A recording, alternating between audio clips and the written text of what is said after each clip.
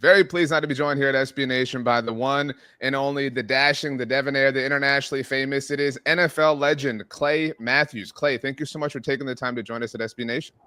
My pleasure. Thanks for having me on. You were ribbing me right before we started recording.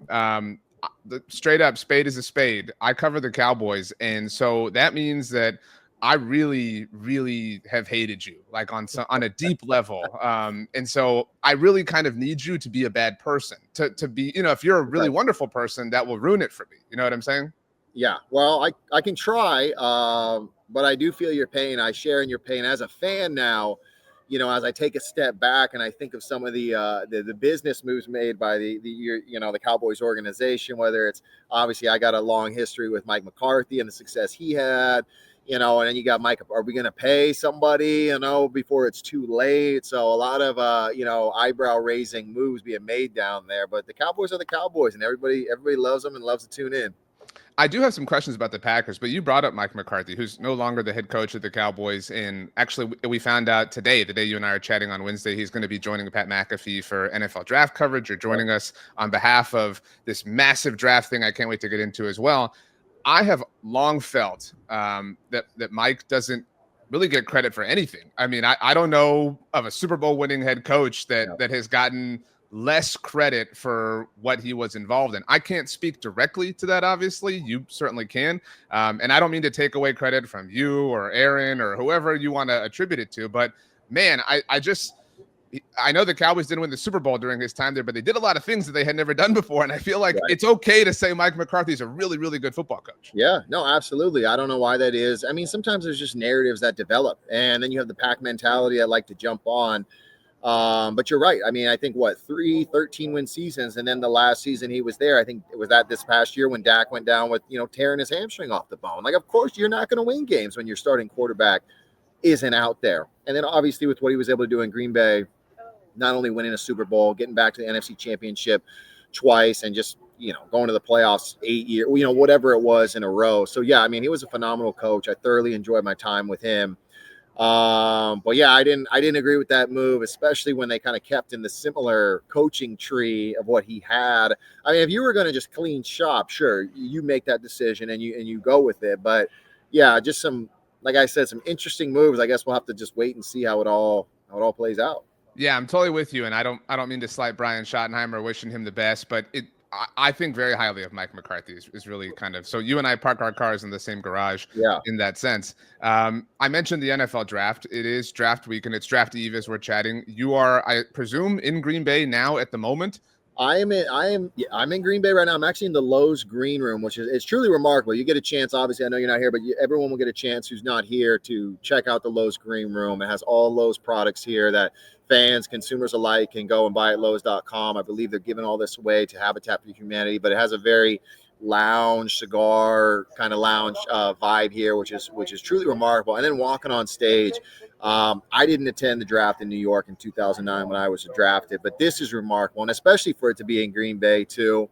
And with the career I had here for 10 years, it's pretty cool to see, and not only for what it meant to me, the city of Green Bay, but for these draft picks, kind of when it does come full circle, understand what Green Bay means to the NFL itself. I mean, the history of Green Bay, having the Super Bowl trophy named after Lombardi himself, with guys like Brett Favre and Reggie White and Nitschke. I mean, you go down the list. So it's pretty cool to be here and to see the draft come here. And who knows, maybe one day the Super Bowl comes here.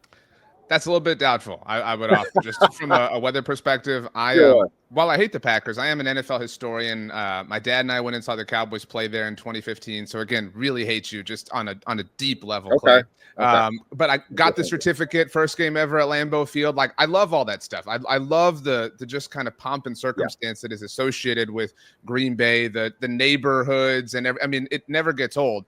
And so the draft being there, obviously we've seen the draft float around to different places over the last few years, but Green Bay is kind of a place that makes sense. And Lowe's is kind of this perfect blue collar, place to kind of go along with it. It's great to see you working with them. I know Scott Hans is a part of what Lowe's has going on. Dak Prescott's worked with Lowe's in the past. Like, they're one of the NFL's premier partners. Yeah, absolutely. They've been phenomenal to me. And I mean, not only do I actually shop there as well, so it's a natural fit for all my, home improvement projects, but they've done a remarkable job. And like you had mentioned, working with Dak, I know I've seen McCaffrey and Kelsey work with them and just being an amazing NFL sponsor. So I think they've done a tremendous job just kind of looking around.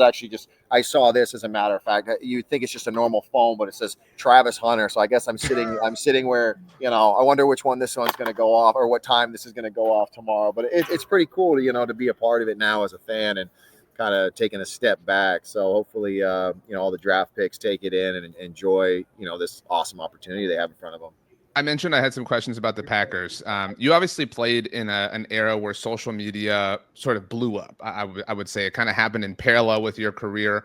And so today's Packers are fully in it, right? Like that, it's a very different world for them.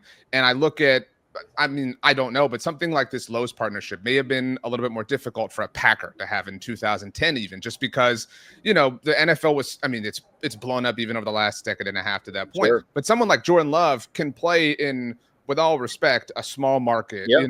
a tiny market, and be this international global superstar. I know you played with really famous people and you're very famous in your own right, but is that kind of strange for you to see that Green Bay is on the map in this way that it wasn't even a decade ago? Sure. I mean, it does in some regards, but I think you also have to understand that I'm going to say everybody loves winners, Right. and winning organizations, winning players, they're the ones who have the opportunities like that because kids look up to them. And a lot of that hinges on, I know for me, playing with Aaron Rodgers helped my career out tremendously, and my exposure to, working with partners like Lowe's and you look at guys like Josh Allen in Buffalo, Great or like point. you had said, Jordan Love up here. As long as they continue to have success, represent themselves in the right way, I think it doesn't matter where you play, those opportunities are going to present themselves because they are the role models for the youth and those coming up, and I guess adults alike. So it is cool to see though how much the NFL has grown and continues to grow and bring in more sponsors, and you have just more dissemination of the players just kind of everywhere, and now international, like you had Totally. mentioned, going over to Germany and Brazil and London. It's pretty remarkable. Yeah, I think some of it is coincidence. The way y'all won your Super Bowl, the mighty Green Bay Packers beating the mighty Pittsburgh Steelers in Cowboys Stadium. I mean, some of it is just you can't plan that kind of stuff. And, it changes the way we perceive it from a historical standpoint. I got two last ones for you, quick ones, because I know you're limited on time. What do you want to see from the Packers throughout the course of the draft, beyond the obvious get good football players type of thing? Yeah, sure. Well, I mean, obviously they're set up at quarterback with Jordan Love. You'd like to see him take the next step. Receivers, if they can stay healthy, obviously Jacobs did a tremendous job at, running back last year. I'm not too familiar with the offensive line. I think they've got some studs, moving some pieces around. I think they lost one in free agency. So all that being said, I'd love to see a defensive playmaker. I don't know where that falls. If that's somebody, in the secondary, Right. linebacker, pass rusher, interior, but I don't know. I think they draft somewhere in the 20s, and you know how it goes. Once you get up there, is the top 10 picks are usually gone, and so it's kind of hit or miss at that point. So, but I'd like to see somebody who would make an impact on the defensive side. That makes sense. That's pretty chalk, but the draft is draft the best dudes that we possibly can. Yeah. Okay, last one for you, Clay. Obviously, I cover the Cowboys, and we've talked about them a bit. I was perusing through your Twitter, and back on January 11th, you tweeted that Dez did not catch it. You actually said "hell no" with two crying, laughing emojis.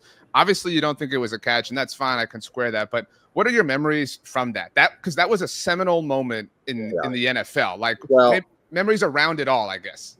so I was mic'd up for that game, and I actually thought it was a catch. But now of course, that's why you probably get the laughing faces, because I'm Right. just like, it's similar to I don't know if you remember in week 1 when Calvin Johnson caught that pass Out against the the end Bears zone. and put it down. That was a catch. Mhm. And I thought that this was a catch too. Now it played in our favor, and let's not act like Aaron wasn't going to go down there with 4 minutes left to win Agreed. the game. But you're right. It is fun that every year Dez still caught it, or whatever it is, and then just to have the banner between two amazing organizations back and forth. But if somehow they can pull up the footage, I thought it was a catch to bring him down to the 1 yard line, but it wasn't. And fortunately, we went on to win that game. Well, Clay, Hey, I'm really mad because you wound up being a really nice person. So I I wish you appreciate health, that. wealth, and happiness. I'm Thank super you. pumped about what you're doing with Lowe's. You made a lot of my sports life miserable, but we're cool now, I guess. Yeah, we're cool. I apologize. Hopefully there's better and brighter days for the Cowboys, but until they play the Packers, you know, I wish you nothing but the best. That's well said. I'm going to cut my yard today and use my Lowe's equipment on behalf of you, Clay Matthews. There you Really go. appreciate there you it. go. Hey, I appreciate it. Thanks again. Thanks, Clay. Y'all have a great rest of the week in Green Bay. Thank you. You too. Take care.